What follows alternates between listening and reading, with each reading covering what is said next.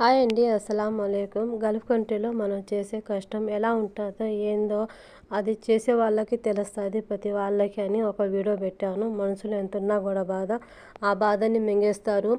ఏదైనా మన ఫ్యామిలీ కోసం, మన ఇంటికాడ వాళ్ళ కోసం, ఏదైనా కూడా ఏదో ఒక సమస్య ఉంటుంది కాబట్టి ప్రతిదీ మనం సబర్తో పోతూ ఉంటాం, ఓర్పుతో పోతూ ఉంటాం. కానీ ఇక్కడ ఏంటంటే బయట కంట్రీలో అండి ప్రతి ఒక్కరు కూడా మగ అని ఉండదు, ఆడదని ఉండదు అండి. ఏదైనా కూడా పని చేయమంటే చేసేయాల్సిందే వాళ్ళకి.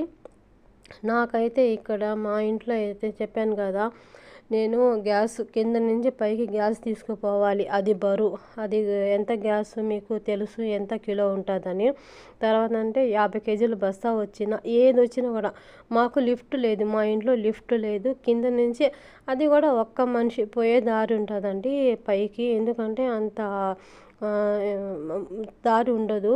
ఆ దారిలోనే ఎట్టా ఒకటి ఎలాగైనా ఉంటే లాక్కొని వెళ్ళిపోవచ్చు. కానీ ఏదైనా కూడా మనం తీసుకొని పోవాల్సిందే, ఎత్తుకొని పోవాల్సిందే. మనకంటే ఇది మా బాబు సైకిల్ అండి, ఇది ఇంట్లో ఉండేది. కింద నుంచి పైకి తీసుకురావాలి. పైకి తీసుకుని వచ్చేసి అది క్లీన్ చేసి మనం కార్ని ఎలా క్లీన్ చేసి అలా క్లీన్ చేసి ఛార్జింగ్ పెట్టి పైన పెట్టాలండి. మళ్ళీ కిందకి దింపుతూ ఉండాలి, మళ్ళీ పైకి తీసుకువస్తూ ఉండాలి. వాడు మా అబ్బాయి ఎంతసేపు పైకి కిందకి తిరుగుతూ ఉంటాడో అంతసేపు నేను కిందకి పైకి కింద పోయి తీసుకుని పోతానే ఉండాలి. అది కూడా బరువే కాదు.